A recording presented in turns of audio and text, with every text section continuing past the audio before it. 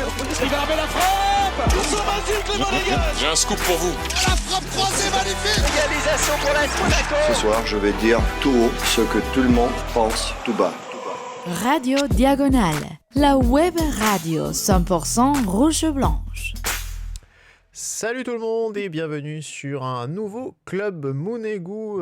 Voilà, on arrive à la fin de la trêve internationale et on arrive quand même à vous caler un Club Mounegou parce que évidemment il s'est passé des choses à l'AS Monaco.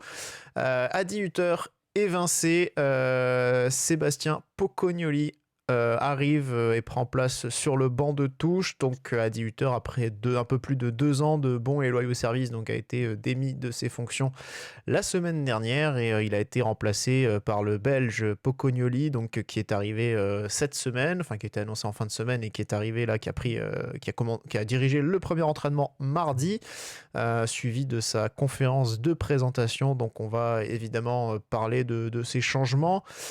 Pour cette émission, je serai avec Patrice et Alessandro. Bonsoir messieurs. Salut tout le monde. Comment on accueille ce changement d'entraîneur ? Plutôt bien. Ouais, sans surprise. Sans surprise. Donc on va évidemment parler de Adi Hütter en premier lieu,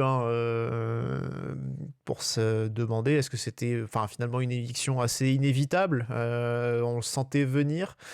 On regardera ensuite son bilan sur la saison, sur son parcours, quelle trace a-t-il laissé à l'AS Monaco.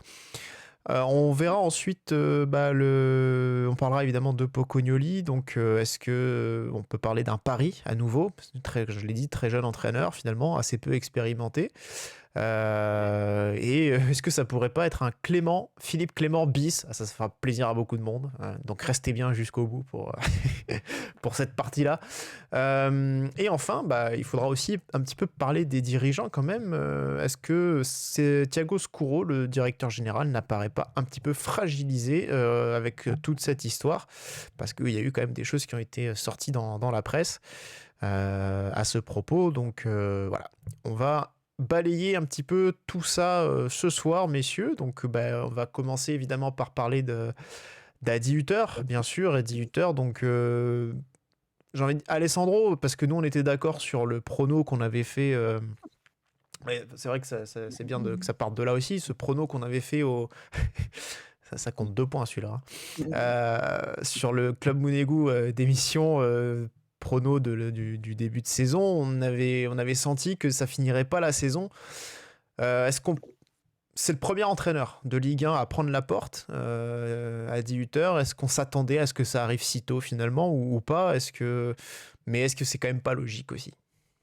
Moi, pour le coup, je l'avais senti quand Strasbourg était revenu à 2-2, où j'avais l'impression en fait que les joueurs effectivement avaient lâché puis qu'il n'y avait rien pour lui. On gagnait à l'arrache ce match comme pas mal derrière. Et à ce moment-là, je m'étais demandé même s'il sauterait pas en octobre.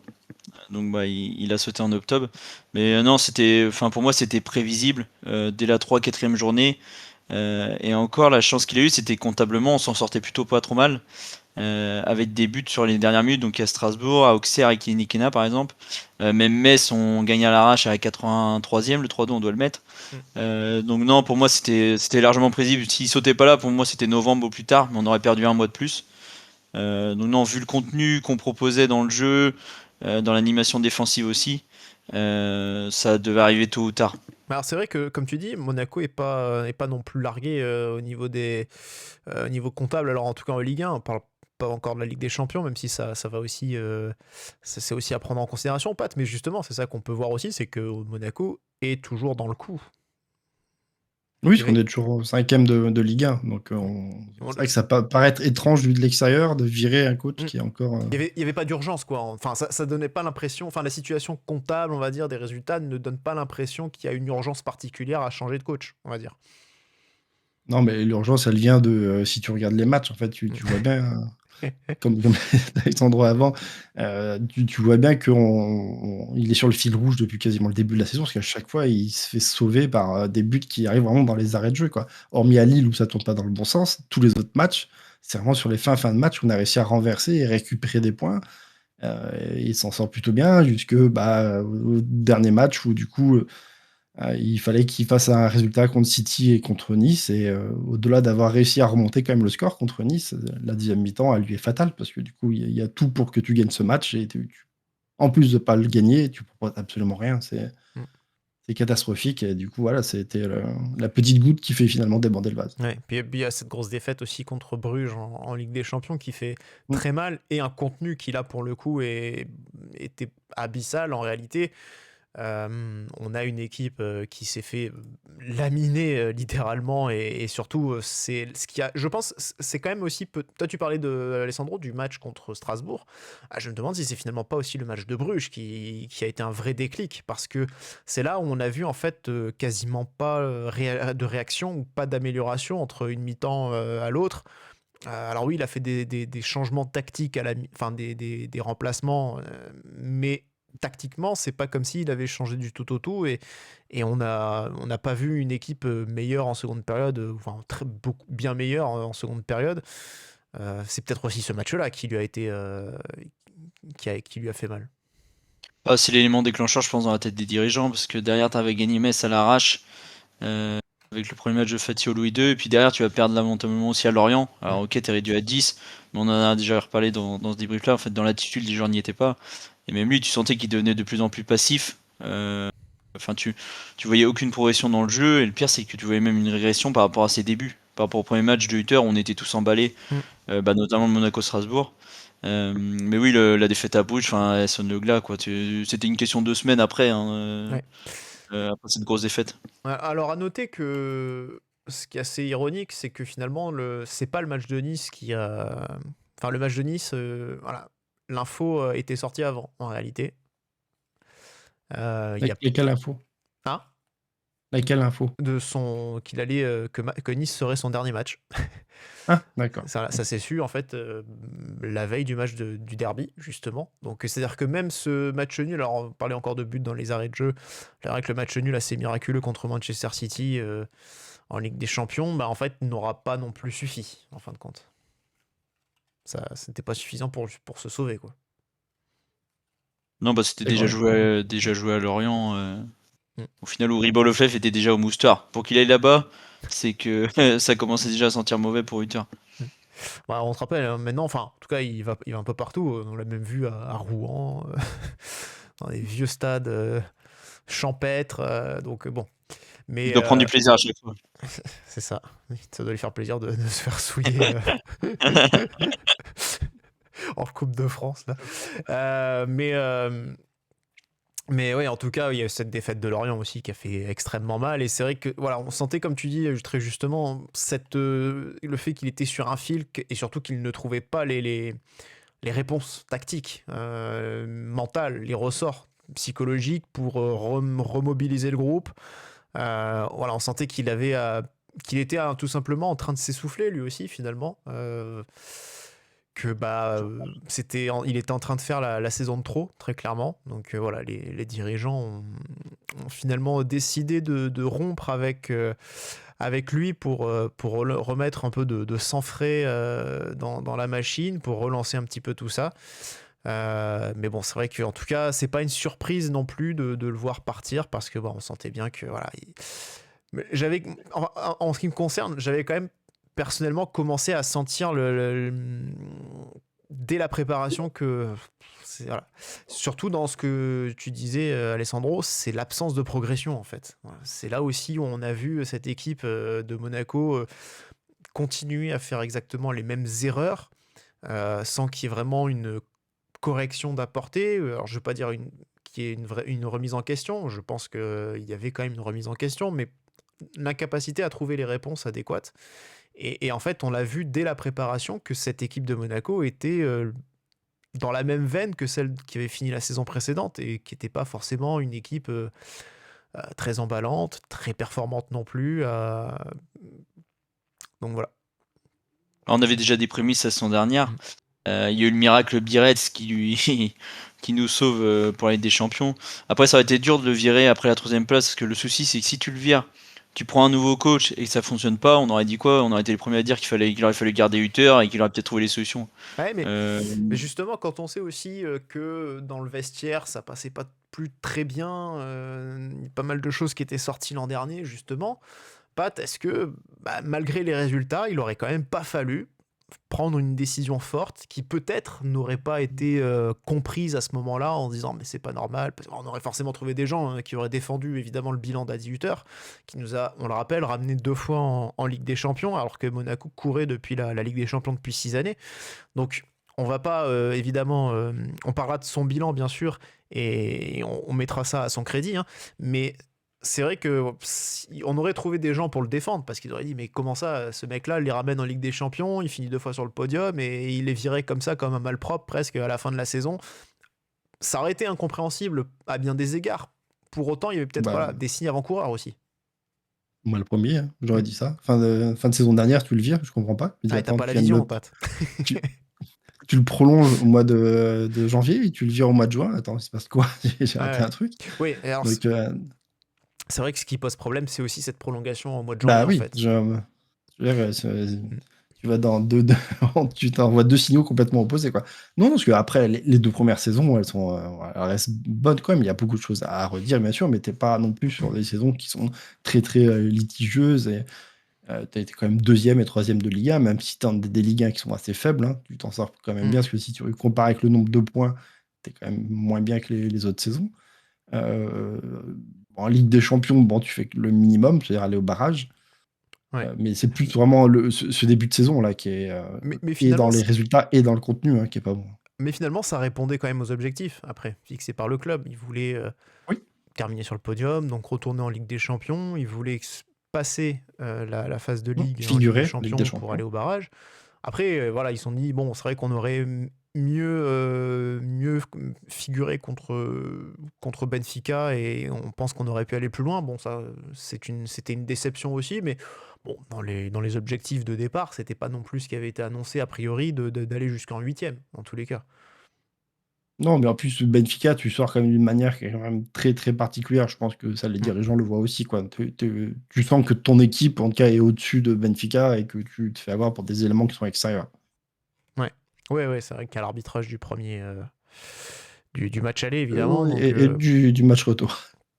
puis le match retour, alors le match retour aussi, c'est vrai qu'on est dans une configuration assez particulière avec pas mal Avec le jaune, d'absents, donc c'est vrai que ça aide pas et on est obligé d'un peu de bricoler et finalement on fait un bon match et on, on fait quand même belle figure dans tous les cas, donc même si le Et puis le scénario jaune de après- Al-Musrati, quoi.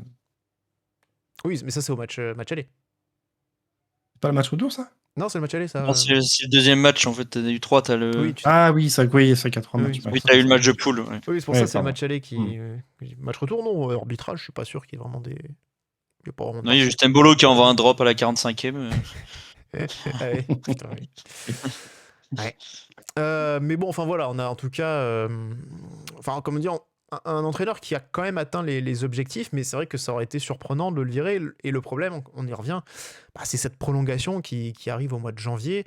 Alors on sait qu'il arrivait en fin de contrat aussi à ce moment-là. Hein, ça c'était su, je veux dire, et qu'il allait potentiellement avoir il allait être sollicité aussi certainement et donc pouvoir partir. Donc c'est vrai qu'à ce moment-là, ça aurait été peut-être surprenant de laisser un peu ce flottement contractuel entre toutes les parties. Mais pour autant, bon, cette prolongation de 2 ans, c'est vrai elle est plutôt malvenue. En plus, on se rappelle du timing, on sort d'une période où on est quand même pas très bon. On va jouer juste après le trophée le trophée des champions, où on perd. Et puis en plus, derrière, il y a une période janvier-février qui est absolument horrible. Donc, clairement, on te dit, bon, pourquoi cette prolongation finalement? Mais on sentait déjà à cette période-là aussi qu'il y avait quand même des choses qui n'allaient pas très bien dans le groupe, des tensions qui commençaient un petit peu à ressortir, notamment des rapports avec les jeunes qui étaient ou très durs ou inexistants. Et finalement des joueurs qui l'ont beaucoup, comme Zakaria ou Mbolo, qui ont beaucoup fait tampon pour justement un peu résorber tous ces petits problèmes-là. Mais voilà, on sentait en tout cas qu'il y avait quelque chose qui commençait un peu à sentir le sapin avec notre ami Adi. Et du coup, bon voilà, c'est finalement tout n'est pas reparti, on va dire, comme tout neuf avec la nouvelle saison. Et malgré un renouvellement de groupe, enfin d'une partie du groupe quand même, avec des joueurs avec lesquels ils s'entendaient plus, comme Ben Seguir par exemple, qui sont partis. Mais bon. Après, on peut quand même se demander, enfin on peut quand même dire aussi que Adi Hütter a quand même eu des circonstances atténuantes. On peut parler du mercato, mais enfin peut-être qu'on peut parler du mercato, mais c'est vrai qu'on pourra en reparler aussi de ça dans la dernière partie par rapport à Thiago Scuro justement, mais on peut aussi parler des blessures, des nombreuses blessures. Et ça, c'est un vrai problème pour le coup, qui ne sont pas que celui d'Hütter. Ils sont pas que sur cette saison. Cette saison, alors oui, les blessures, là, c'est catastrophique, mais ça fait quand même 2 saisons de suite où le mercato l'aide vraiment pas, parce qu'à chaque fois, il a un groupe qui n'est pas complet, avec des carences à certains postes, et qui deviennent flagrantes parce que tu as quelques blessures Ouais. ou des suspensions. Et si on remonte quelques saisons en arrière, je rappelle ne serait-ce que la blessure de Caio Henrique ou de Mbolo, quoi, qui sont des longues blessures. Il perd quand même 2 joueurs majeurs très rapidement. Majewski qui vous remet titulaire, qui se rebaisse dès le début de la saison et qui reviendra jamais à son niveau après. Ou alors Golovin qui a réussi enfin à nous remettre sur pied et à nous faire une superbe saison, et derrière il en jouera quasiment jamais parce qu'il se blesse tous les 2-3 mois. Et Zakaria, Il bien n'a sûr, pas- abonné aussi Oui. à l'infirmerie. Et là, c'est vrai qu'on peut parler du mercato déjà. Alors, bien sûr, la qualité de l'effectif de Monaco, a priori, elle est quand même censée suffire en Ligue 1 pour être sur le podium, on va dire. Maintenant, c'est vrai que on se rend compte que quand il y a 10 blessés, ça devient quand même aussi compliqué, même pour Monaco. Et alors, en Ligue des Champions, on n'en parle même pas, mais là, en tout cas, cette année, c'est quand même vraiment très particulier, toutes ces blessures. On parle de Zakaria, on parle de Camara aussi, donc là, c'est une fracture. On parle de nombreuses blessures musculaires qui ont touché à la fois Mawissa, Vanderson, on a eu du Balogun aussi, évidemment Golovin. Le gardien que tu recrutes, pareil, au bout de 3 matchs, il se pète. Donc là, il y a quand même Et les joueurs qu'on a pris, c'est-à-dire Pogba, Fati, enfin, parmi ceux qu'on a pris, Pogba, Fati, t'en as quand même 2 qui étaient des paris. Alors pour l'instant, pour Fati, ça se passe très bien et c'est une très bonne nouvelle. Pour Pogba, voilà, retour encore différé. C'était censé être début octobre. Ensuite, c'était censé être là après la trêve contre Angers. Et finalement, ce sera début novembre, en fait, si tout se passe bien, ce qui est même pas sûr. Donc c'est vrai qu'on sait, voilà, il y a eu des manques qui n'ont pas été comblés au mercato d'été. Ça devient une mauvaise habitude. Et voilà, lui est obligé aussi de composer avec ça. Alors, ce qui est intéressant, Alessandro, quand même, c'est qu'on a appris par la suite que finalement Hütter était pas si content de ça de ce mercato. Oui, enfin, surtout quand, comme tu as dit, quand tu perds autant de titulaires. Juste pour revenir sur les blessures, le problématique, c'est on pouvait se dire au début, parce que c'est Golovin qui se pète en premier, puis Zakaria, c'est effectivement 2 joueurs hyper fragiles. Et le problème, c'est que les autres se sont pétés aussi. On a appris que d'ailleurs, c'est Ouais. blessé aussi musculairement. Ouais. Alors que sa dernière blessure, ça remonte à la cuisse, ça remonte à janvier 2022, quoi. Ça fait plus de 3 ans et demi que le gars s'est pas pété au niveau des quadriceps de la cuisse. Il arrive chez nous, il fait 3 mois, il se pète la cuisse. Donc c'est bien qu'il y ait eu un problème. Alors soit dans la prépa, alors 8 heures, Après, vu son il est pas niveau. forcément. Ouais, c'est ça, mais c'est juste que tu dis, c'est l'accumulation surtout. Ouais. Oui, c'est pas sûr, c'est sûr qu'il manquera peut-être pas forcément, en tout cas pour le moment. Ouais. Mais non, après c'est Hütter aussi. Alors il y a la cellule performance, je sais pas aussi comment les liens qu'il avait avec. Mais il y a eu un problème pendant la prépa, c'est pas possible que les gars tombent comme des mouches un par semaine. Enfin, c'est du jamais vu, ça arrive que chez nous, quoi. C'est vrai Donc, que depuis. Mais c'est vrai qu'en plus, la difficulté, alors c'est vrai que la question des responsabilités sur ça, c'est quand même difficile parce que, évidemment, Adi Hütter, c'est l'entraîneur principal, donc c'est lui qui chapeaute tout ça, entre guillemets, mais les compétences d'Adi Hütter en termes de prépa physique, je pense pas qu'elles soient particulièrement étendues non plus. Enfin, elles sont pas, en tout cas pas autant qu'elles ne le sont du côté des mecs qui sont là dans la cellule de performance. Donc, il est obligé aussi de se fier à ce qu'on lui dit. Donc là, il y a peut-être aussi, il y a certainement un gros problème à ce niveau-là, qui fait qu'il y a quelque chose qui ne fonctionne pas, qu'il y a des erreurs qui sont commises, probablement. Mais on peut pas dire que c'est à chaque fois de la faute d'Adi Hütter sur tout ça, quoi. il est pas 100% responsable de ce qui arrive. Ça, c'est sûr. Surtout là pour des blessures je vois mal comment on peut vraiment le cibler. Pour moi, c'est plus les préparateurs physiques ou Pas lancement, Bah, en tout cas, c'est très musculaire. Alors après, on pourrait dire par rapport aussi c'est à surtout l'intensité que musculaire. lui veut, qu'il exige, peut-être que ça occasionne aussi peut-être plus de blessures. Mais enfin, maintenant, Surtout que la majorité, ça a été à l'entraînement, hein. ouais. Mm. Ah Il y a bah c'est que sûr Van que der Sar au final, en même temps, vu ce et qu'on voit Radek. en match, ils vont pas se péter en match, hein, les mecs. Vu l'intensité qu'ils mettent en Alors, match, match, il y a Mawissa, mais qui fait une rechute plutôt, quoi, et oui. Radetzky qui se blesse en match, mais c'est Mm. un des rares qui n'a pas une blessure musculaire. Et je regardais, là, on a 2 mois de compétition, on est à 14 joueurs différents blessés dans l'effectif. Il y a plus de la C'est un moitié qui sont déjà blessés cette saison, quoi. Mm, mm. Ouais. Bah, en tout cas, c'est vrai que ça, sur ce point-là, c'est quand même pas. C'est aussi Hutter qui subit beaucoup cette infirmerie qui se remplit à chaque fois toujours un peu plus. Ce qui sera pas un cadeau d'ailleurs pour Pocognoli pour son premier match, hein, parce que bon, alors il devrait avoir Ça. Bamba et Golovin de retour, mais bon, il perd aussi d'ailleurs en même temps, donc bon, Ça on parlera. ressemble à une Henry, hein, tout ça, quand même, hein. Là, t'es le petit jeune qui arrive au club et t'as une avalanche de blessures. Du coup, t'as beau faire ce que tu veux, c'est impossible à s'en sortir. Mais c'est vrai que ouais, on est en tout cas, on repart sur des bases. Alors heureusement, sportivement, ça va quand même mieux, donc on n'est quand même pas sur les mêmes bases que cette saison-là dont tu parlais, Pat. Mais c'est vrai qu'attention, Ça comme peut aller dirait vite, hein. Henry, viens pas dans ma zone. Non, mais non, mais voilà, c'est. On peut passer sur le bilan, Pat, d'Adi Hutter. Sa place un petit peu dans quelle trace il pourrait laisser dans l'histoire. Alors, sur les dernières années, c'est quand même l'entraîneur qui est resté le plus longtemps sur le banc depuis Jardim et la fin de son premier mandat. Donc, Ils font 2 saisons pleines, il n'y en a pas eu beaucoup, oui, depuis Jardim. Et au final, il a commencé 3 saisons. C'est vrai que ça, des entraîneurs qui ont débuté 3 saisons, depuis Jardim, il n'y avait pas eu. Donc, on parle de 2018, du coup.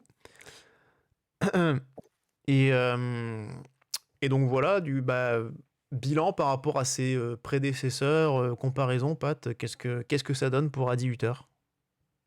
Ça donne que même si on regarde sur vraiment tous les entraîneurs qu'on a pu avoir en Ligue 1, c'est lui qui a le 3e meilleur bilan.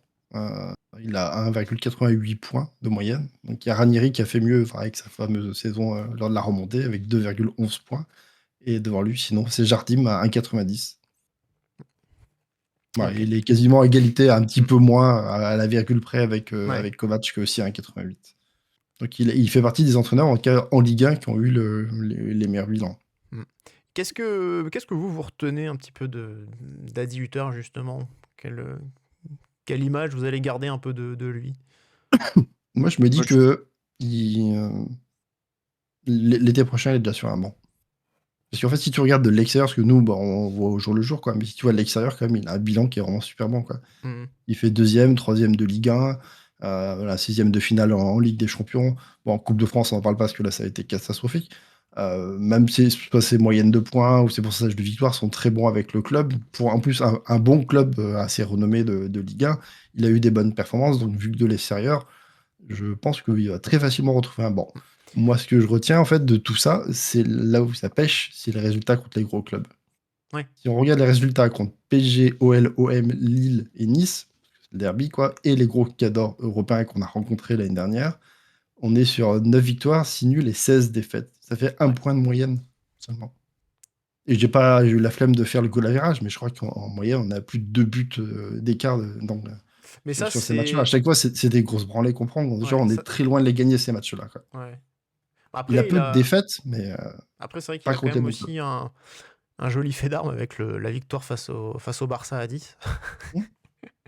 Rappelez qu'ils étaient à 10. Oui, après, dans les 9 victoires, il y en a des belles. Il y a des belles victoires contre Lyon, contre l'OM, contre le Barça. Mais après, derrière, il y a aussi des belles branlées contre le PSG, contre Arsenal, contre l'Inter. Et j'ai pas compté Bruges là-dedans. J'ai compté que les gros clubs européens. Oui. Donc non, c'est vraiment la problématique, c'est que dans les grands rendez-vous, il a quasiment jamais été là. En fait, il s'est toujours fait manger par l'adversaire, par la tactique, et il a jamais réussi à trouver des solutions, et à chaque fois, c'est pas en perdre pas grand-chose, quoi. À chaque fois, on a perdu lourdement. Ouais. Après, c'est vrai que c'était aussi...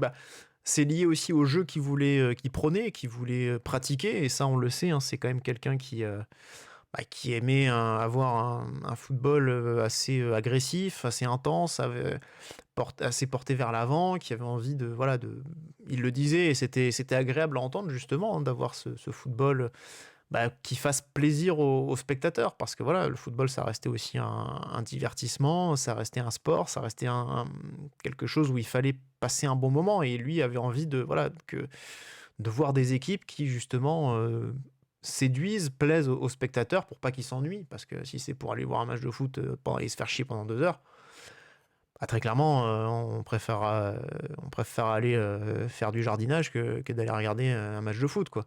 Malheureusement, sur la fin, enfin pas que sur la fin, mais c'est quand même aussi devenu assez pénible aussi, assez chiant. Mais voilà, c'était pas non plus sa volonté première. En tout cas, lui avait vraiment cette envie de vouloir proposer un jeu plus attractif. Ce qui faisait aussi beaucoup de bien, mine de rien, quand on reprend rétrospectivement par rapport à son arrivée aussi. C'est vrai que moi, je garde aussi ça en tête, c'est que il avait, par rapport à Philippe Clément, ça a été une vraie bouffée d'air frais, quand même. Parce que Philippe Clément, voilà quoi, on s'en souvient. Alors, on va pas remettre une pièce dans la machine, mais voilà quoi. Enfin, c'était des victoires qui avaient le goût de défaite. Et franchement, pour moi, c'était insupportable à voir au terme de football. Donc, voir un mec tout de suite qui était capable, d'une part, de se remettre en question publiquement, c'est-à-dire de dire voilà, là je suis pas content, ne serait-ce que juste dans le discours, ne pas dire que tout va bien quand on voit que ça ne va pas, déjà ça faisait beaucoup de bien de voir un mec qui a envie de gagner en marquant 3 buts, même s'il fallait en prendre 2 derrière, en disant fuck it, je m'en fous,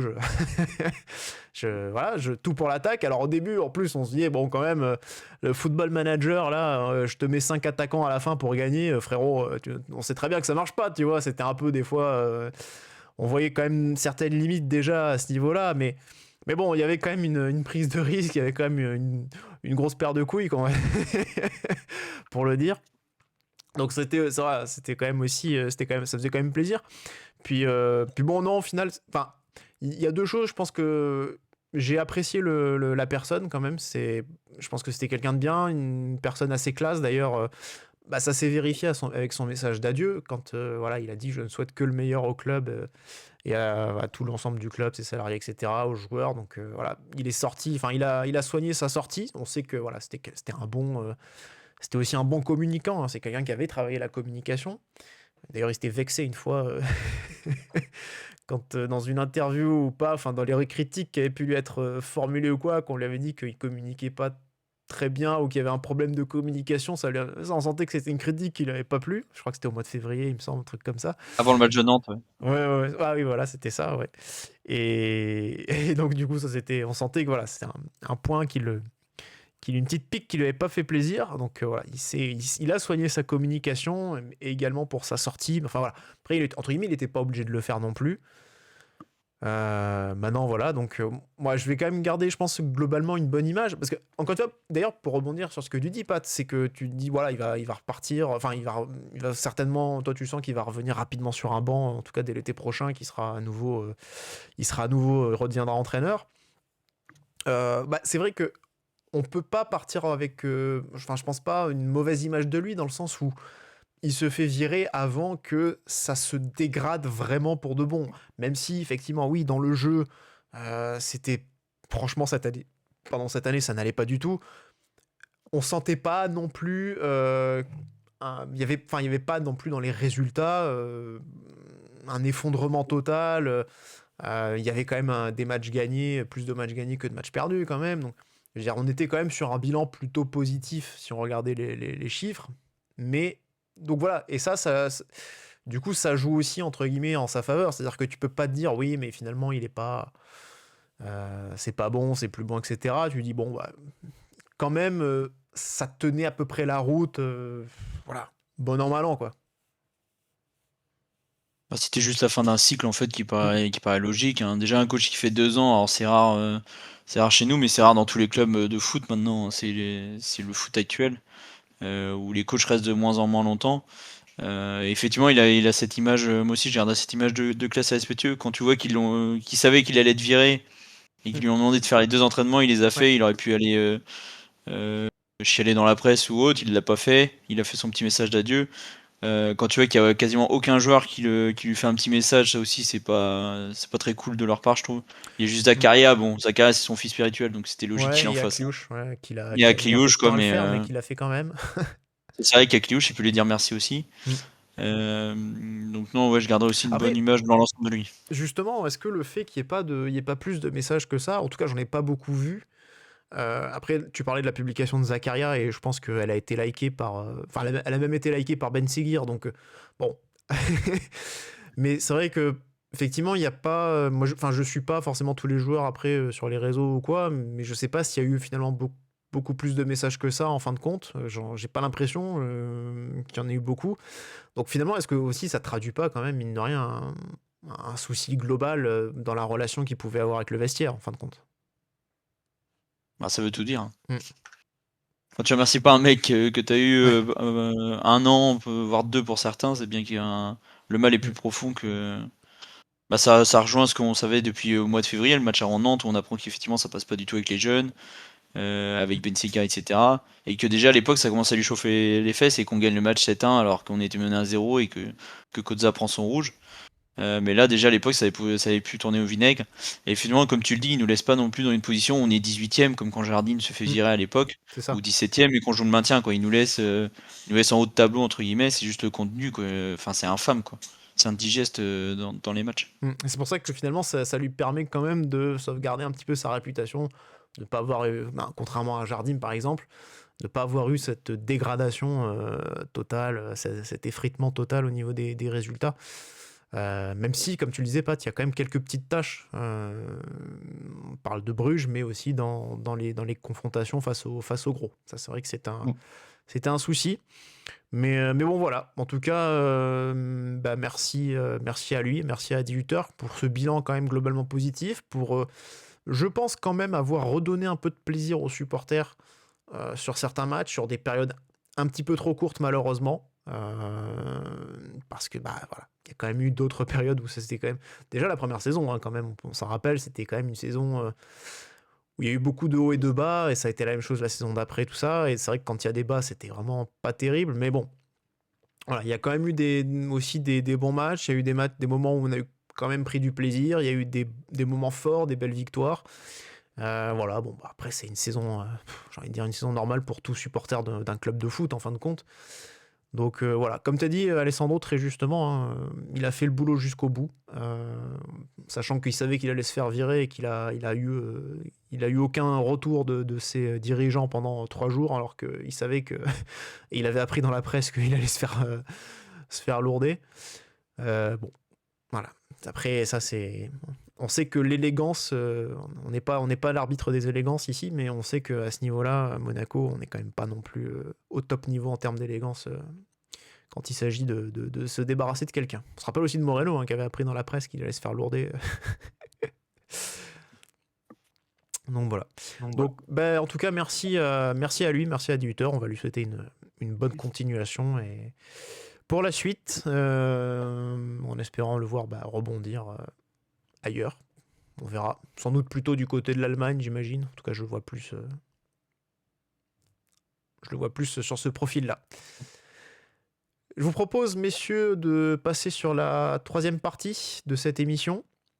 On va aborder maintenant l'arrivée de Sébastien Pocognoli. Donc, voilà. Sébastien Pocognoli, entraîneur belge de 38 ans, qui arrive de l'Union Saint-Gilloise et pas l'Union Saint-Galloise, Patrice. T'es le premier à l'avoir faite. Hein. C'est le correcteur, ça. Donc, alors, encore un pari. Bon, c'est vrai que c'est pour faire presque un peu écho au mercato qu'on a fait, où on a fait beaucoup de paris. Là aussi, on prend un entraîneur quand même très jeune, avec une expérience assez réduite. Si on peut... je sais pas si tu as le parcours en tête, Pat, de Pocognoli avant d'arriver à l'Union Saint-Gilloise, en tant qu'entraîneur, je veux dire. Non, je l'ai pas en tête. Je sais qu'il est passé par les classes de jeunes et après était en Allemagne aussi. Non. Non. Non, Il fait juste du belge et les jeunes de Saint-Gilloise. Il Ouais, a joué en Allemagne par contre. il a fait, ouais, alors il a Joueur. fait Ah oui, les- non, il a fini. Ouais, il a joué. Ouais, d'accord. il a fait les, ouais, il a joué à Hanovre, si je dis pas de bêtises. À 9, ouais, de mémoire. Oui. Non, il a fait les jeunes de l'Union Saint-Gilloise, les U21. Il a fait les U18 de Genk et de la Belgique. Et il a été promu donc en juillet 2024 coach principal de l'Union Saint-Gilloise. Alors, les U18 de la Belgique, ça n'a duré que 6 matchs. Hein. Voilà, c'était très, très rapide. Et donc, il arrive donc en juillet 2024. Et là, il fait juste... il démarre juste sa deuxième saison, mais il y a quand même 2 titres pour lui, Alessandro, avec ce club de l'Union qui était quand même, on peut le dire, sur une pente ascendante depuis quelques années. On pense notamment avec Karel Gerrits, qui avait été d'ailleurs il y a 2-3 ans, je crois, qui avait été dans les prétendants, enfin en tout cas dans les pistes évoquées pour succéder à Philippe Clément à cette époque-là, je me souviens. Donc voilà, c'était Maintenant, il est à Reims, avec Tout à Nicolas fait. Palois. Absolument. Ok. Donc, oui, comme tu dis, ils étaient un peu sur la pente ascendante. Ça fait déjà quelques saisons qu'on les voit en haut du championnat belge. Et en fait, c'est surtout Pocognoli qui leur ramène un titre de champion de Belgique qui s'attendait depuis 90 ans. Donc, c'est surtout ça le titre majeur. Parce que l'autre, c'est quoi? C'est la une Super sorte Coupe. de super coupe. Ouais, c'est la super coupe. Donc, c'est plus anecdotique. Mais non, effectivement, là-bas, il était un peu vu comme un héros, entre guillemets, d'aller chercher un titre de champion de Belgique. En plus, sur sa première saison en tant qu'entraîneur senior. Enfin, entraîneur pro. Et après, parce que ça faisait 90 ans que l'Union n'avait pas gagné le titre de Bah, champion de Belgique, en fait. C'était ça c'est aussi. énorme, ouais. Voilà, c'est ça. C'est un exploit, quoi. C'est comme si aujourd'hui le GC Nice remportait un titre de champion de France. Ah, t'es On- malchanceux, on- ça fait pas 90 On ans. s'en fout, ils nous écoutent pas.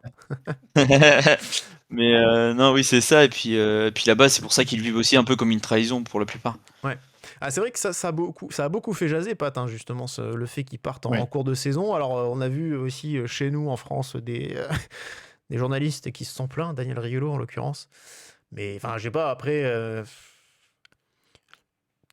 demain, on te propose un meilleur salaire, un salaire x2 pour aller bosser. Enfin, qui n'y va pas, en fait? Mais c'est ça, en fait, C'est c'est comme tu te dis, c'est l'after-foot qui en a parlé parce qu'ils sont en trêve internationale, ils savaient pas trop quoi non plus parler. Donc ils ont meublé avec c'est ça. ça reste quand même une info, tu vois, un changement d'entraîneur à Monaco, ça me dit même Oui, si c'est sûr, mais en fait, t'as de quoi meubler, a priori, ça fait quand même partie des sujets qu'il faut traiter, quoi. Ils peuvent en parler sans forcément, tu vois, brailler dans tous les sens comme ils l'ont fait. C'est juste que, en fait, vu que c'est une émission qui débat foot tous les soirs, faut qu'ils aient toujours un avis tranché tous les soirs. Et là, en fait, il y a 3 semaines, il disait qu'il fallait virer 8 heures, tu le vires. Tu vas prendre un nouveau coach qui a une nouvelle tête en Ligue 1. Je veux dire, c'est pas comme ils ont été chercher un mec qu'on voyait depuis 20 ans sur les bancs ou qu'on a été chercher un Rafa Benitez. Quoi. Et ils braillent encore, donc dans tous les cas, ils auraient braillé. Après, je peux comprendre les supporters belges, par contre, qui eux le sentent comme leur ressentent comme une trahison, ça, je peux le comprendre.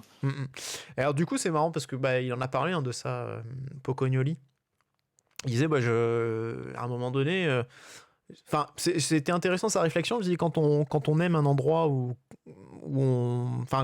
quand on est dans un endroit et qu'on est bien dans un endroit, pour le bien de cet endroit, donc en l'occurrence du club, c'est bon aussi de savoir à quel moment partir. C'est-à-dire, en gros, finalement, c'est comme si Hutter était parti à la fin de sa deuxième saison, quoi, en sentant que voilà, la troisième serait celle de trop. Et voilà, ça aurait été, entre guillemets, c'était peut-être un peu l'idée derrière cette phrase. En gros, c'est finalement, j'ai fait quelque chose, entre guillemets, de bien en partant maintenant parce que je sentais que si je restais, ça aurait peut-être moins bien marché derrière aussi.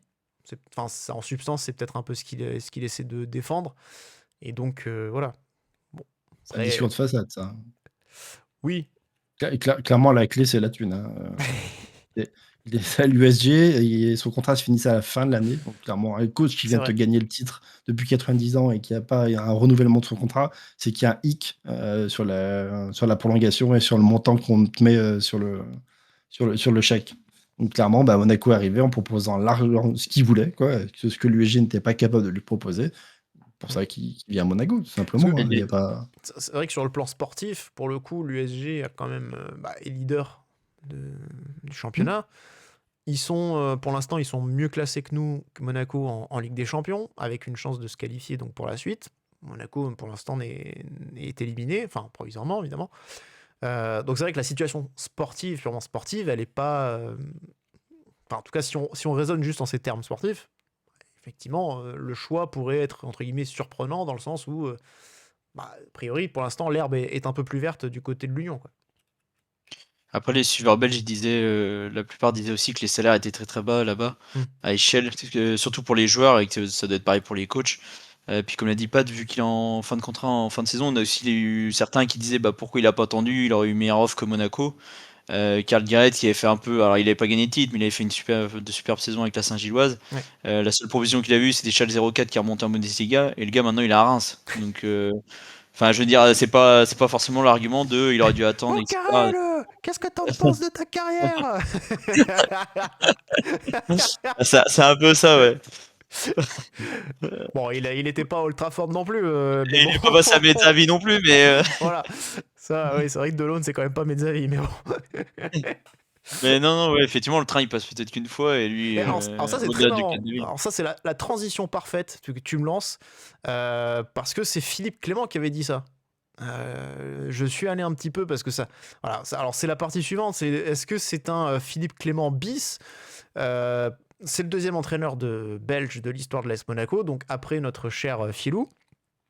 Et c'est vrai que Philippe Clément, du coup, forcément, quand j'entends un petit peu les discours de Pocognoli à son arrivée, sur ses interviews, sur même d'autres qu'il a pu donner quand il était en Belgique à l'Union, il y a quand même des thèmes qui sont des mots, des éléments de langage qui reviennent, que je trouvais déjà très très présent dans le discours de Philippe Clément. Ça m'a mis un peu la puce à l'oreille. Alors c'est marrant quand tu dis justement le train passe qu'une fois, c'est exactement ce qu'avait dit Philippe Clément pour justifier son départ du club Bruges à l'époque, en disant quand il y a Monaco qui arrive et que voilà, faut prendre le train en marche et monter dedans, quoi. Voilà, parce qu'on sait pas quand est-ce qu'il repassera, peut-être jamais. Donc c'est ce qu'il avait fait. Et bon, Pocognoli l'a pris au mot, visiblement. Mais c'est vrai que dans les éléments de langage, quand il parle d'un point de vue tactique, il parle de structure, notamment, beaucoup. Alors je me dis, est-ce que à quel point c'est la Belgique qui diffuse, on va dire, tous ces éléments de langage à une échelle plus grande, qui dépasse, moi comme on n'y est pas, c'est difficile à dire, mais qui dépasse un petit peu le cadre simplement de ces hommes. Est-ce que Clément a une influence, on va dire, parce que c'est quand même un entraîneur qui a eu du succès en Belgique aussi.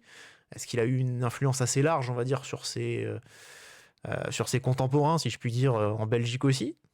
C'est possible aussi. Un Pocognoli qui est très jeune, on le rappelle, 38 ans, qui a peut-être aussi été influencé d'une certaine manière par Philippe Clément au moment de se former, d'apprendre le métier aussi, quelque part. Donc la question de la tactique, la question de la structure, de la bonne organisation, etc. D'être dominant sur le terrain. C'est vrai que le terme de dominant, c'était quelque chose qui était très très employé fréquemment par Philippe Clément. Et puis aussi cette interview qu'il disait du club, de faire du club comme une famille, etc. Ça, c'est pareil, à l'arrivée de Philippe Clément, c'est un terme qui était revenu très souvent. Il avait la volonté d'être très proche des joueurs. Et on a l'impression, en tout cas de ce qui s'est dit, que dans le style de management, en tout cas, c'était peut-être un Philippe Clément un peu bis, on va dire, avec un joueur assez proche de ses joueurs, justement, presque. Alors peut-être moins paternel que Philippe Clément, parce que Clément était un peu plus âgé, lui très jeune, et comme ils disent d'ailleurs, j'étais dans des vestiaires jusqu'à il y a peu en fait, donc il est peut-être moins paternaliste, on va dire, mais en tout cas très très proche. Puis au-delà des éléments de langage qui est peut-être propre au football belge, t'as aussi le parallèle du fait que Clément quittait un club en cours de route pour nous rejoindre. C'est pas comme si Clément était libre de contrat. Et après il avait des titres. En tout cas, et en plus, le titre de champion. Alors pareil, c'est ce que j'ai vu là, les suiveurs belges, ils disaient qu'à l'époque, quand Clément quittait le club rouge, qui devait être premier ou deuxième aussi, c'était un peu le PSG de la Belgique. C'était pas comme la Saint-Gilloise où Pocognoli les a montés, les a fait monter, les a vraiment fait passer un step. Le club belge était vraiment et doit l'être peut-être encore un peu aussi, le club dominateur de Belgique. Donc après j'espère que le parallèle s'arrête là et que son parcours chez nous sera différent parce que sinon on est mal barré. Alors justement, parlons peut-être un petit peu du jeu. C'est aussi là, on attend aussi beaucoup forcément de Pocognoli. Comme dirait Pat, on espère voir rapidement la patte. Comme dirait Pierre, on espère voir la patte Pocognoki rapidement, pardon. Voilà. Ah ouais, non, mais Elle est faite. c'est Pierre, hein, c'est pas moi. Ça va vite devenir Poco, je pense, hein, pour tout le monde. Parce que... Ouais. Oui, je pense que c'est comme ça qu'il est déjà surnommé. Ouais. Mais si on parle du jeu, du coup, qu'est-ce qu'on peut dire? On a eu des passages intéressants aussi, justement, enfin, en tout cas des vidéos, des contenus intéressants qui ont été faits par divers créateurs, etc., vidéastes, observateurs, statisticiens, etc., sur le style Pocognoli. Donc, qu'est-ce qu'on en retient, messieurs? Un jeu très axé sur la défense, une défense très très Mhm. solide, sur lequel il base son jeu pour après repartir, souvent en contre-attaque ou en transition très très rapide, en passant surtout par des latéraux. Donc latéraux qui n'ont même pas trop de fonction défensive, quoi, qui sont vraiment plutôt des latéraux très offensifs, mais qui doivent faire l'essuie-glace. Euh, ça en dit beaucoup sur le rôle qu'on va avoir nos propres latéraux.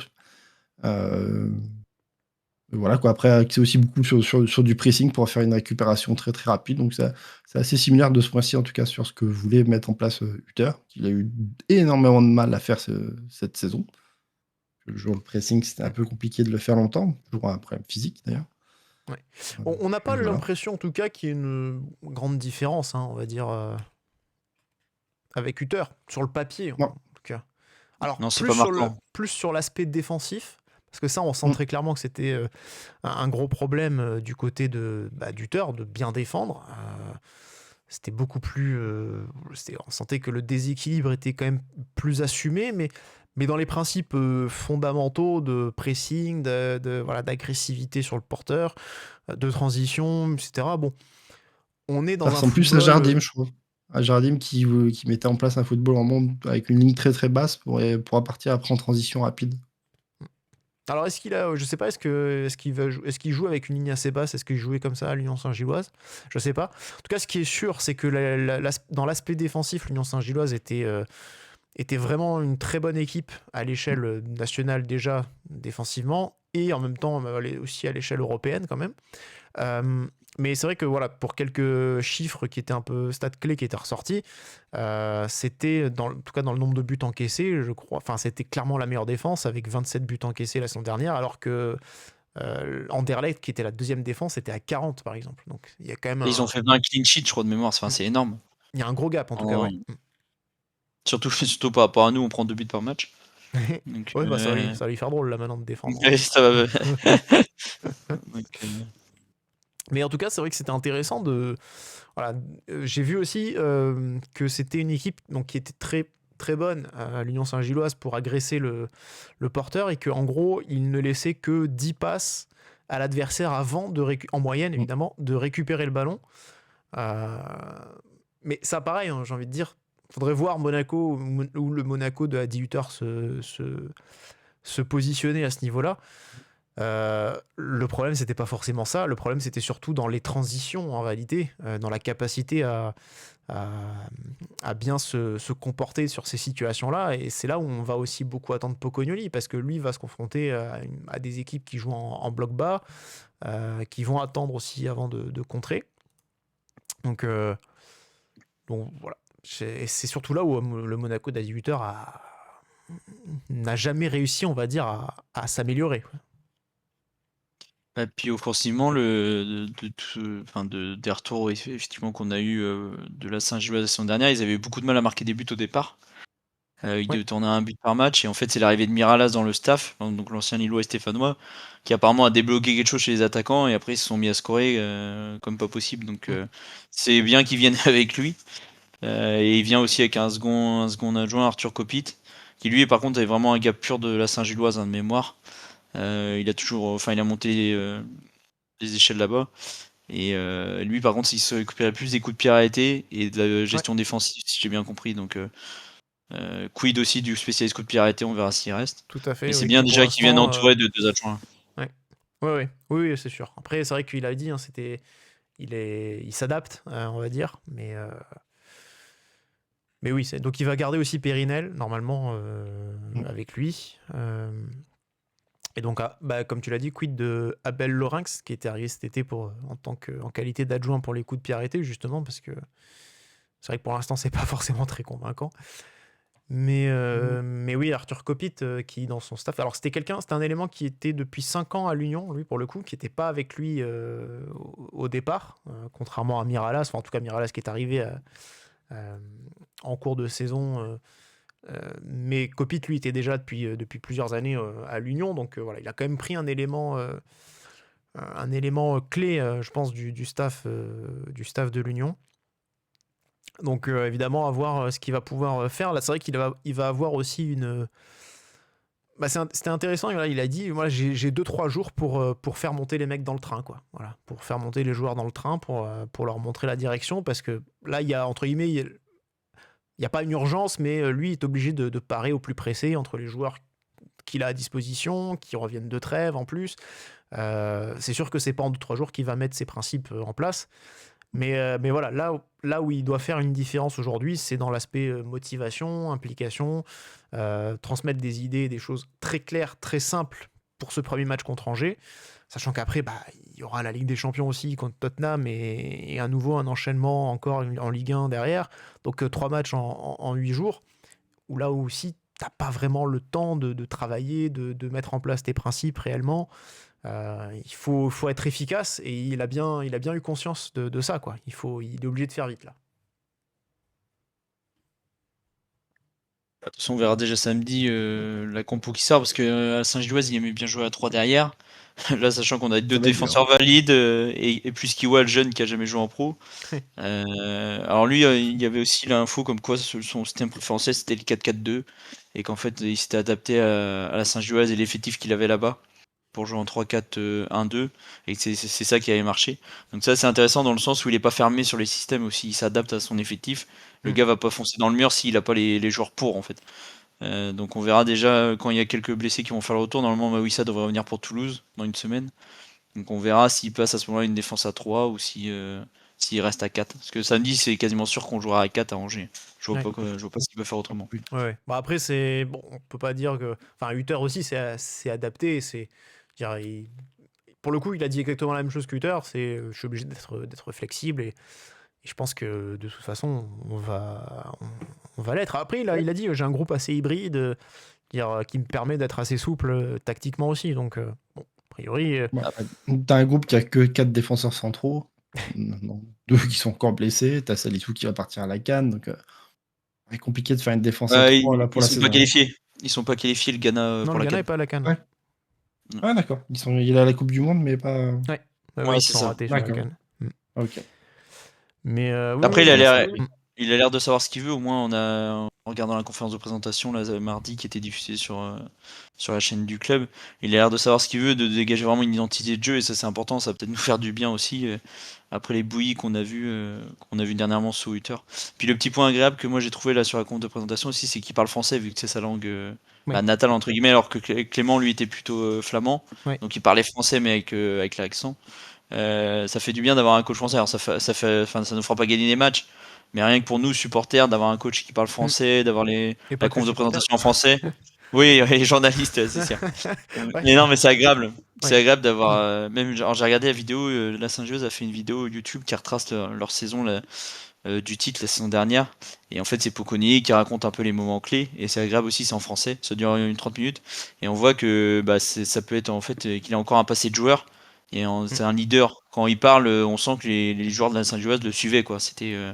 Ils étaient avec lui.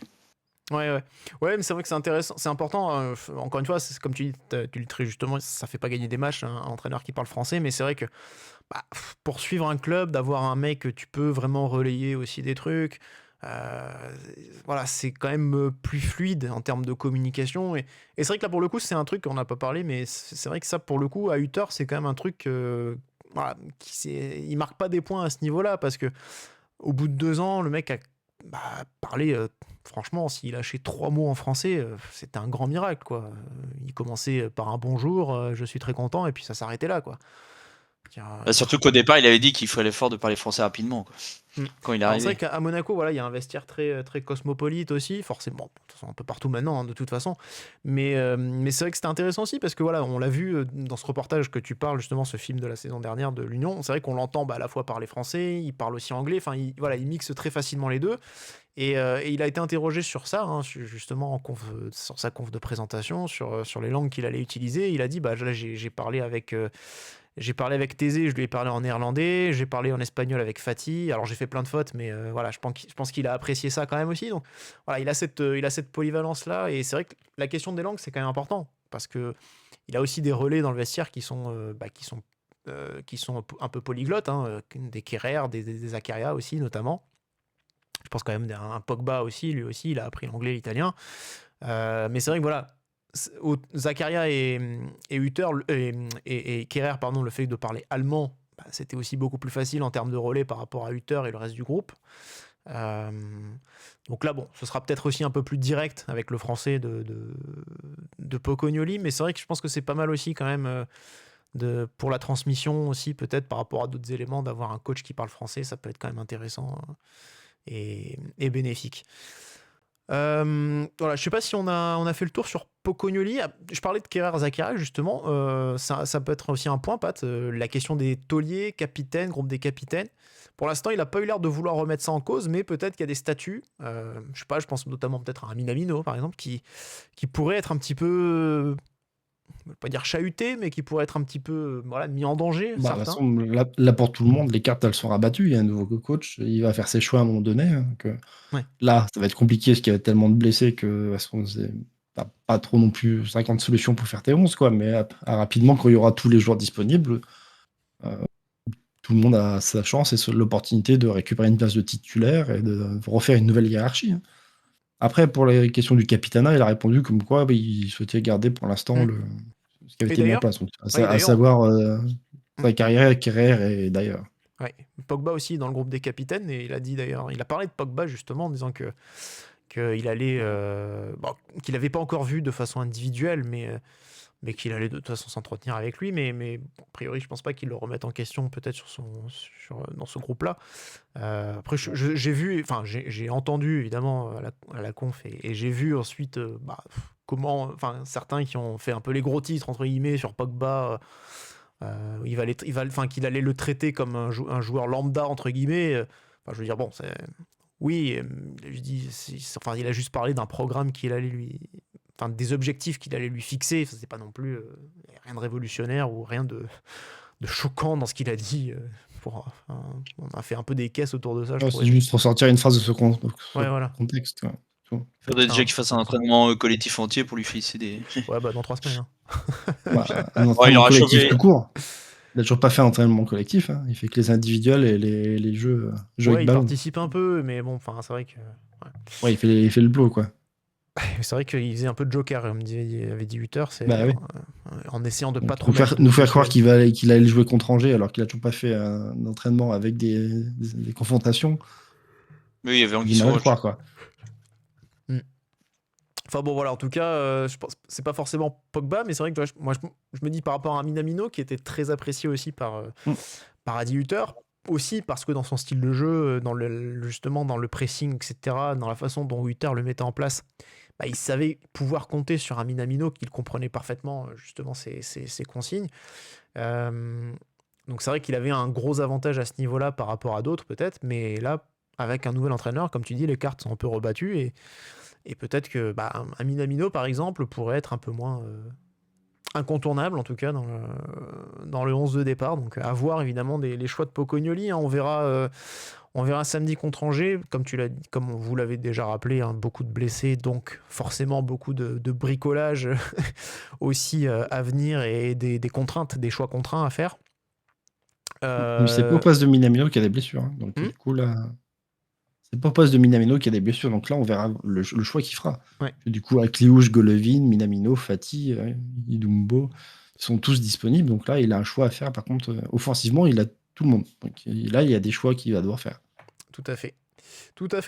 Alors, messieurs, dernière partie, on va évoquer le cas Thiago Scuro.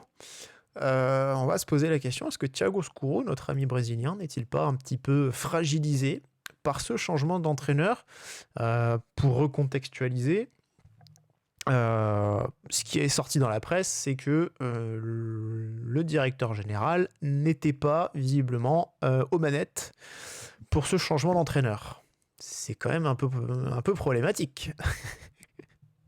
Alors, c'est étonnant parce qu'à un moment, ils ont parlé de Terzic, qui était apparemment la piste de Scuro, et Terzic aurait refusé. Alors, parce que... Bah, après, je sais pas si c'était la piste de Scuro, mais c'est parce qu'il a mangé avec lui peut-être au Beef Bar, c'est peut-être pour ça que tu...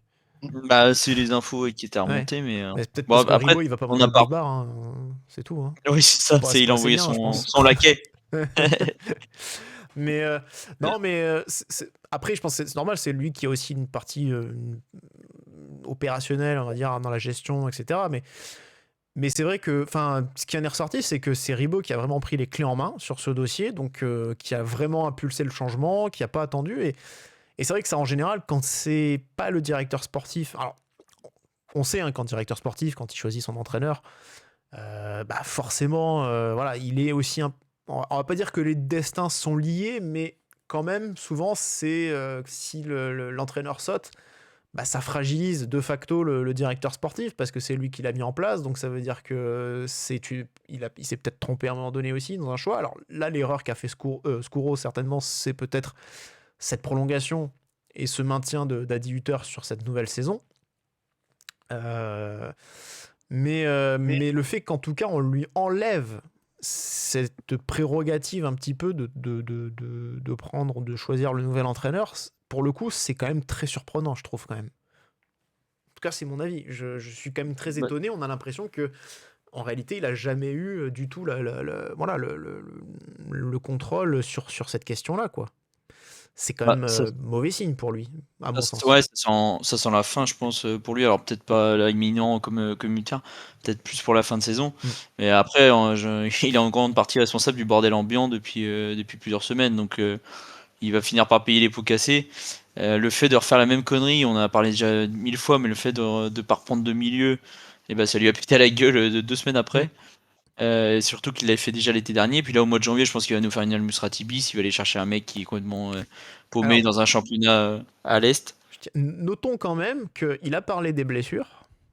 Oui, j'allais en venir. Voilà. Survoler le sujet. Il a dit c'est vrai que c'est beaucoup, ça perturbe beaucoup le planning, nos plans, etc., l'intégration du nouvel entraîneur et tout.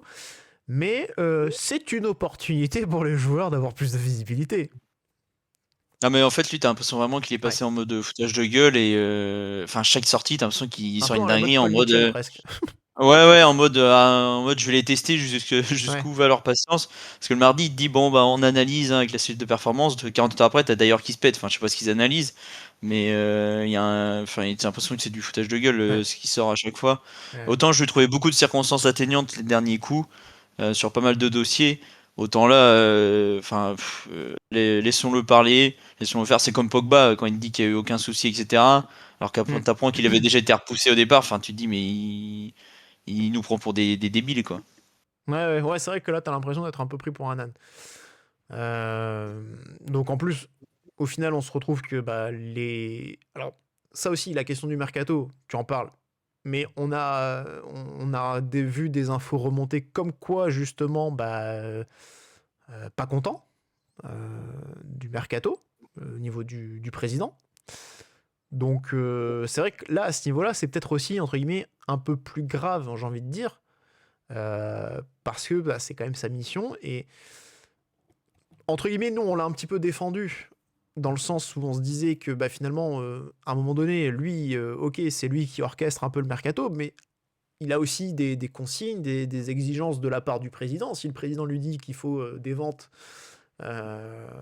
pour faire entrer de l'argent frais dans les caisses, voilà, il est bien obligé de s'exécuter aussi, quoi, d'une certaine manière. Donc c'est vrai qu'on a un peu essayé de le défendre à ce niveau-là, en se disant que il n'était pas non plus le seul responsable. Donc c'est peut-être aussi un peu facile de lui faire porter le chapeau aujourd'hui pour ce mercato. Mais enfin, quand même, c'est vrai que Enfin, on les voit, les carences dans l'effectif, quoi. Donc, il doit avoir à minima cette conscience ou ce truc de dire que bah, ça peut pas fonctionner comme ça, quoi, avec cet effectif-là. Le problème, c'est même s'il a eu une consigne de récupérer, disons, 100 millions sur ce mercato-là, ça justifie pas le fait qu'il ait un effectif qui soit trop court. C'est pas parce que tu as un manque d'argent que tu as un manque de solutions. Genre des joueurs qui coûtent pas cher, t'en trouves. Il y a des clubs qui ont recruté avec 0 million d'euros cet été, quoi, et qui ont fait une Après- équipe de Ligue 1. Donc c'est Après, pas. regarde, Pogba d'ailleurs, c'était 0 aussi. Oui, bah Ça oui, joue tu pas. vois, 0 Enfin, ça- y a rien transfert. qui joue, mais Ouais, on pas sait bien, très le bien gars, qu'il y a la il joue prime à la signature quand même. Genre, mais avoir le nombre, même si après la qualité était pas là, forcément, parce que si tu veux la qualité, il faut payer. Mais avoir des solutions de remplacement, tu t'aurais pu en avoir. Là, il a voulu s'appuyer après sur la formation, ouais, pas d'autre choix. Et c'est un risque qu'il a pris en disant bah ça fera pas comme la saison dernière, ils vont pas se répéter comme la saison dernière. Bah, malheureusement pour lui, si, quoi. Et en ça, plutôt, pour moi, il est fautif. Non, ça, je suis d'accord. À ce Mais niveau-là, après, il y a oui, je une reste persuadé qu'il a une responsabilité. consigne de vente pour 100 millions cet été. Là. Bah, je C'est sais pas lui je sais pas si c'était 100 millions, mais Oui, en je tout dis cas, 100 millions comme j'aurais dit Ouais. 120 ou 90. En tout cas, ça parlait d'une grosse vente. Alors, c'est vrai que peut-être Oui. ils avaient envisagé probablement plus de pouvoir vendre à Kliouche à 70. Ah bah oui, le Et projet là, A, c'est ça. Voilà, et là, se dire que avec 70, t'as quand même une belle manne en poche et tout, et que ça devrait suffire. Mais là, du coup, comme tu ne vends pas à Cluj 70, eh ben, ça fait que tu es obligé d'en vendre 2 à 30, et un autre à 20, quoi, et voilà. Et donc, ça donne Ben Seguir, ça donne Singo et Magassa, et ça donne un effectif avec amputé de 3 éléments au lieu d'un seul, et plus compliqué à remplacer. D'ailleurs, ils ne l'ont pas été, en fin de compte. Donc, Puis pour le coup, le si, Joker au Ben milieu, Seguir un peu, mais bon. le Joker au milieu, il s'est retrouvé coincé parce que si tu prends un mec qui est libre de contrat, après 2 mois, il faut le retaper, donc tu perds du temps, donc ça sert à rien. Ouais. Et si tu veux prendre un mec qui est en France, tu dois le surpayer, donc on n'a pas forcément l'argent. Donc il s'est retrouvé coincé. Autant à l'époque, quand Caio s'était fait les croisés, il avait réussi à bien tomber sur ses pattes en prenant Ouattara. Puis là, il pouvait pas le prévoir que Caio allait se faire les croisés. Puis le problème, c'est Mais que là, là, il est coincé. Puis là, le problème, c'est que c'est pas des blessures. Là, tu sais que Caio Henrique, c'est 7-8 mois. Bah Là, voilà, c'est des c'est ça, blessures c'est de 2 long. mois. Donc c'est vrai que c'est compliqué de pouvoir, mais- prendre un mec en Puis tu disant prennes que. pas un joker après la blessure de Zakaria, ok. Après, t'as Camara. Après, t'as Bamba. Genre, quand et sachant que t'avais déjà en plus Golovin avant, quoi. Genre, à un moment donné, quand tu les cumules, tu te dis, à un moment donné, ça devient vraiment trop court, là, pour que je ne fasse rien du tout, quoi. Ouais, je suis d'accord. Enfin voilà, en tout cas, on a le sentiment que Thiago Scuro est un petit peu quand même un petit peu fragilisé tout simplement aujourd'hui. Alors est-ce qu'il est en fin de contrat aujourd'hui, enfin en fin de saison? Il était arrivé, il avait signé pour 3 saisons. Logiquement, il serait censé arriver en fin de contrat là au mois de juin. Alors est-ce qu'il a déjà prolongé? Est-ce que son départ est plus ou moins acté? Je ne sais pas. On n'a pas vraiment d'infos. C'est assez flou en ce qui le concerne. Mais voilà, toujours est-il que, en tout cas, le fait qu'il n'ait pas été très moteur, on va dire, dans le dossier du changement d'entraîneur, de son remplaçant, etc., ça laisse à penser quand même qu'il est peut-être en train de se faire un petit peu... je ne vais pas dire court-circuiter, mais un petit peu... Voilà. Ah bah, T'as pour moi, commencé à s'il a mettre, été écarté du choix de. Mettre un peu sur la touche, ouais. C'est le sentiment Pour que moi, ça donne. s'il a été écarté pour le choix de l'entraîneur, pour moi, il finit pas l'année. Je vois pas pourquoi, dans ce cas-là, on va le garder pour faire le mercato hivernal s'il n'a pas le choix déjà du coach, quoi. Ouais. on serait pas Et une connerie près. Hein. Et c'est qu'à un moment donné, on met plus de temps à trouver un directeur sportif qu'un entraîneur. Donc, ils prennent peut-être un peu plus le temps de trouver la personne qui correspond pour la mettre en place et enchaîner après sur le mercato hivernal. On verra bien en tout cas. On n'a pas parlé des autres pistes parce on parlait de Terzic. Quand tu vois comment les supporters de Dortmund en parlaient, vaut mieux Poko Nuni. Hein. Parce que, en plus, c'est un gars de chez eux, donc alors qu'ils a quand même mené en Ligue des Champions, enfin en finale. Ils ne l'ont pas vendu. Non, ils l'ont pas vendu. Ça, c'est vrai. C'est vrai que ça leur donnait, ça donnait pas vraiment envie, hein, on va pas se mentir. Après, c'est vrai que mine de rien, ça aurait été un mec dans la dans le même moule que ce qu'on est capable de ramener et voilà, de mieux qu'on peut espérer en fin de compte. Il n'y a pas de. Ça ressemble à Hutter, hein. Franchement, ça a l'air d'être à peu près la même personne. Oui, voilà, t'as pas une. Mm. T'as pas, voilà, t'as pas l'impression que c'est un énorme step en plus. Voilà. Mais en même temps, on sait très bien que par rapport au standing du club, voilà, on n'est pas. On peut pas vraiment attirer mieux ou en tout cas plus gros, quoi. On sait que c'est comme ça. Bah, quand tu vois que Mota a refusé, c'est qu'il y a une raison. Alors apparemment, Mota, non, ils l'ont même pas demandé. Hein. C'est Ah oui, Romano bon, qui a comme dit ça, mais apparemment, il en a jamais. D'autres. Pour le coup, toutes les sources ne s'accordent pas. C'est que l'équipe a plutôt tendance à dire que ils l'ont pas contacté. Hein. Donc bon. On verra bien, il faut Connelly. Ouais. Généralement, les jeunes entraîneurs qui viennent chez nous réussissent plutôt pas mal. Mais tu vois, pour le coup, ce qui peut être intéressant, c'est que on disait, voilà, Pocognoli, c'est peut-être un pari, mais en fin de compte, c'est aussi un très jeune entraîneur. Donc, je me dis, tu vois, dans l'idée que, oui, tu vas pas ramener Ancelotti, Guardiola ou des mecs comme ça, ou genre Jürgen Klopp à Monaco. Ça, tu le sais. Mais peut-être que plutôt que de ramener un Hutter bis avec Terzic ou quoi, peut-être que effectivement, Pocognoli, c'est aussi un choix intéressant parce que tu mises sur un très jeune entraîneur qui, entre guillemets, a tout à prouver, si je puis dire, qui peut être une vraie révélation aussi, on ne sait pas.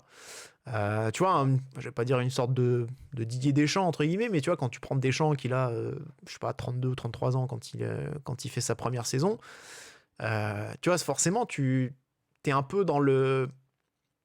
Alors, lui, il a vraiment zéro expérience pour le coup, mais tu te dis... Je pense qu'on était plus sur un Jardim.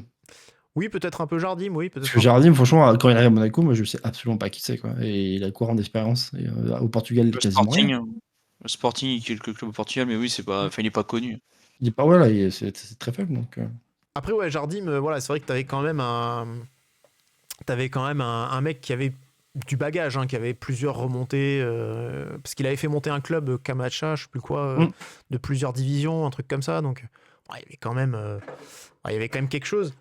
Mais du coup, ouais, c'est plus dans le profil peut-être Deschamps ou des mecs Henry, tu vois, que tu lances. Alors lui, il a qu'une saison, hein, on le rappelle, Pocognoli en tant qu'entraîneur, il a qu'une seule saison au plus haut niveau. Je crois qu'il y a quoi, une soixantaine de matchs en tout avec l'Union Saint-Gilloise, ce qui est assez peu, peut-être moins d'ailleurs. Mais donc voilà, c'est 58-59 matchs, je crois qu'il a. Ouais. Mais voilà, je me dis peut-être, tu vois, effectivement, ça peut être un des entraîneurs, je vais pas dire vedette du futur. On sait pas. Peut-être que oui. Et peut-être, du coup, ce sera bien justement de l'avoir eu quand c'était possible et entre guillemets pour le lancer vraiment, on va dire, vers le plus haut niveau. Et puis le fait qu'il soit Wenger. Pourquoi pas? Non mais c'est vrai, ouais, pourquoi pas? Tu vois, je pensais pas à Wenger, mais pourquoi pas? Non, je cherchais les entraîneurs qui ont vraiment réussi après nous, quoi. Du coup, c'est lui, quoi. Le fait qu'il ait arrêté il y a pas longtemps sa carrière, je pense qu'il est encore au goût du jour, entre guillemets, que ce soit sur le foot, sur la relation avec les joueurs. C'est pas un mec qui a 65 ans qui serait dépassé ou qui serait déconnecté, quoi. Ouais, ça c'est très juste, ouais. Effectivement, c'est important cet aspect-là. On l'a dit, c'est quand même un entraîneur qui est, il a dit lui-même qu'il était dans un vestiaire jusqu'encore il y a peu. Donc voilà, ça c'est un bon argument. Ouais.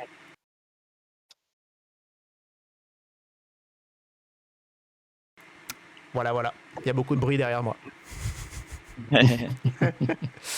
Et juste pour conclure par rapport au match de samedi, petite info maillot. On jouera normalement avec le maillot domicile parce que Angers va jouer avec un maillot tout noir pour Octobre Rose. Voilà.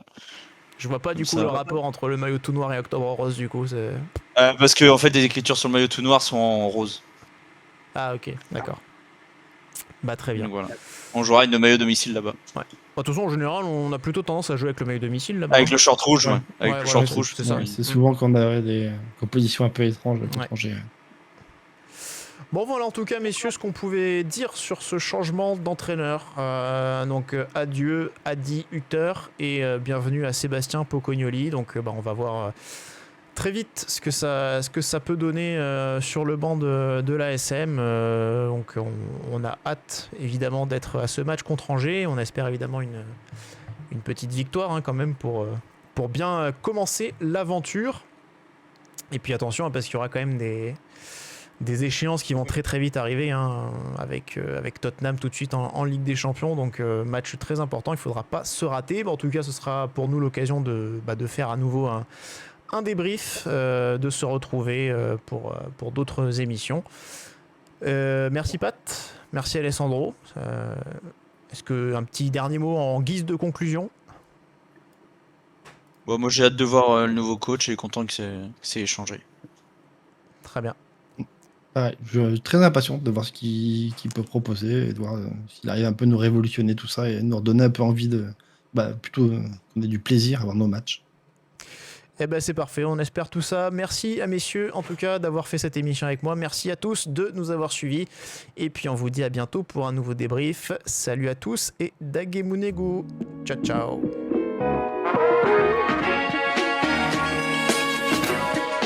Et bisous.